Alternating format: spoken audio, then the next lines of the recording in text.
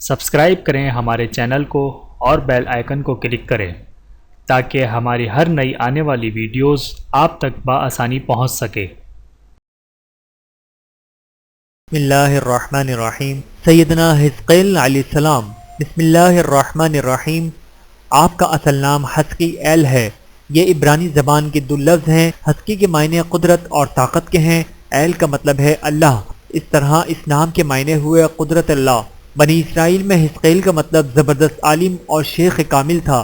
آپ کم عمر ہی تھے کہ آپ کے والد کا انتقال ہو گیا۔ آپ کی والدہ بہت بوڑھی ہو چکی تھی، اسی لیے اسرائیلی آپ کو بڑھیا کا بیٹا کہہ کر پکارتے تھے۔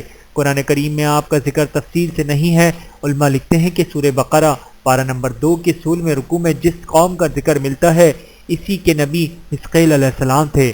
حضرت حزقیل علیہ السلام نے اپنی قوم سے کہا کہ تم فلاں دشمن سے جہاد کرنے کے لیے تیار ہو جاؤ اور اللہ تعالیٰ کا نام بلند کرو، تو یہ سن کر سب بھاگ کھڑے ہوئے۔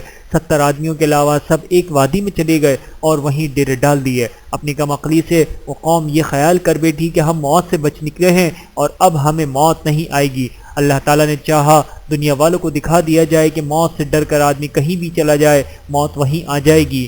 اللہ تعالیٰ نے 2 فرشتوں کو بھیج دیا، انہوں نے اس میدان میں ٹھہرے ہوئے ان لوگوں پر ایسی چیخ ماری کہ اس کی ہیبت سے اسی وقت سب مردہ ہو کر ڈھیر ہو گئے، ان میں سے کوئی ایک بھی نہ بچا۔ آس پاس رہنے والوں کو جب اس دردناک واقعے کی اطلاع ملی تھی وہ وہاں پہنچے۔ ان لوگوں نے مرنے والوں کے گرد ایک دیوار کھینچ دی، اس طرح ان کی لاشیں اسی طرح پڑے پڑے گل سڑ گئیں، صرف ہڈیاں پڑی رہ گئیں۔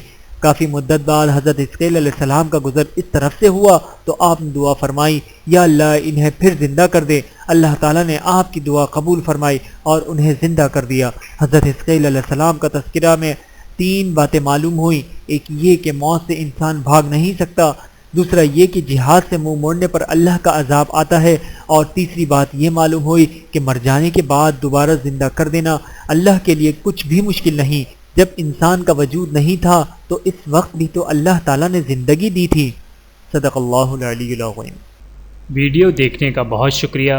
مزید ویڈیوز دیکھنے کے لیے ہمارے چینل کو سبسکرائب کریں۔ اگر ویڈیو پسند آئے تو لائک کریں۔ اچھی بات کو دوسروں تک پہنچانا صدقہ جاریہ ہے۔ جزاکم اللہ خیرا کثیرا۔ اپنا اور اپنے پیاروں کا بہت زیادہ خیال رکھیے گا اور مجھے دعاؤں میں یاد رکھیے گا۔ Take care. اللہ حافظ۔